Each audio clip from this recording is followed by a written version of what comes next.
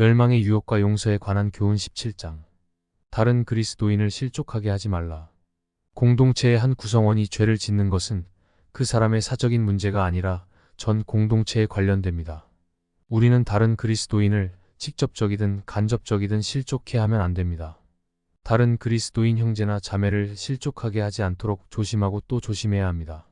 실족하게 하는 자는 차라리 죽은 게 낫다는 것입니다. 1에서 2절 마 18, 6, 7 로마서 14, 13, 19, 21, 15 2 고전 83. 나에게 죄를 범한 동료 신자가 회개하면 경고하고 용서해 주어야 합니다. 인내가 필요합니다. 온유한 자.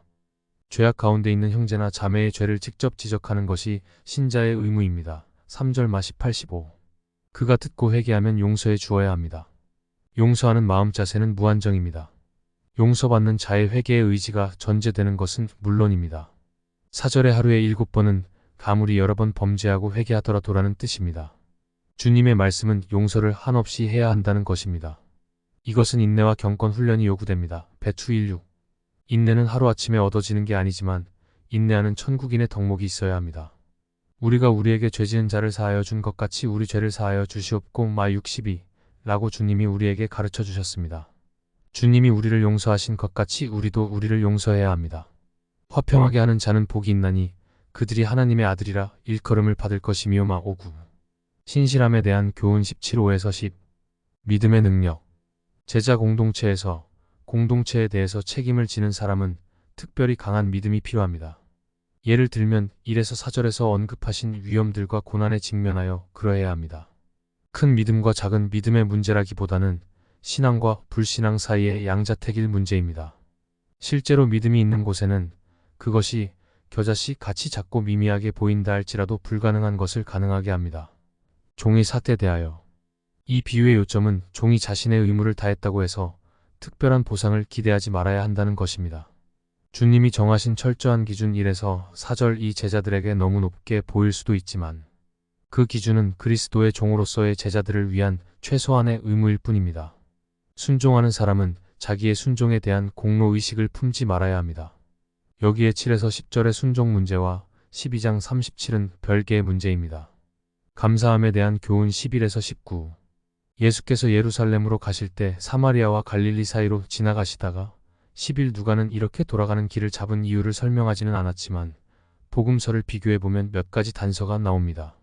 10절과 11절 사이에 상당한 시간이 흐른 것으로 보입니다. 베다니에서 나사로를 살리신 1 요한복음 11장은 이 시간 흐름에 맞는 것으로 보입니다. 요한복음 11장 54절은 그리스도가 나사로를 살리신 후 자신을 죽이려는 당국자들을 피해 에브라임이라는 동네 예루살렘에서 북쪽으로 올라가서 사마리아 국경 근방에 있음로 가신 것으로 언급합니다. 그리스도는 거기서부터 다시 한번 북쪽으로 여행하여 사마리아와 갈릴리를 통과하셨을 것입니다. 아마 유월절을 위하여 예루살렘으로 순례의 길을 떠나려는 갈릴리에서 온 친지와 가족들과 만나기 위한 목적이 있었을 것입니다. 거기서부터 그리스도는 통상적인 길을 따라 남쪽으로 여행하셨을 텐데 그렇다면 여리고를 통과하여 18-35 예루살렘에 도착하셨을 것입니다. 9-51, 13-22 사마리아의 나병 환자들. 한 마을에서 나병 환자들 10명이 예수님이 지나가시는 것을 보고 큰 소리로 자기들의 병 낫기를 간구하는 간청을 합니다. 12.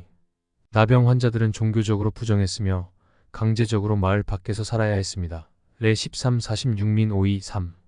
그들은 법적으로 사람들과 일정한 거리를 떨어져 지내야 했으므로 그리스도와 대화를 나누려면 큰 소리를 질러야 했습니다. 13. 우리를 불쌍히 여기소서. 이 말은 병 낫기를 간구하는 간청이었습니다. 그리스도는 그들을 낫게 하셨습니다.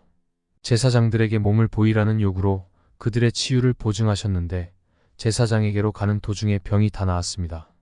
이스라엘을 부끄럽게 하는 것은 항상 이방인들입니다. 모범적이라고 할 만한 선한 사마리아 사람 외에 이제 모범적이라 할 만한 감사하는 사마리아 한 사람이 나옵니다.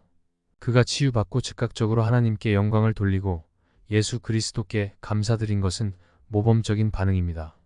9명은 예수께로 오지 않았습니다. 제사장들에게 몸을 보이고 그들은 예수님을 통해서 경험하게 된 구원의 직면에서 하나님께 영광 돌리려 예수께로 왔어야 했습니다. 예수 그리스도는 하나님이 자기 자신을 궁극적으로 보이시는 곳이요 하나님께 감사를 드리고 하나님을 찬양해야 하는 곳입니다.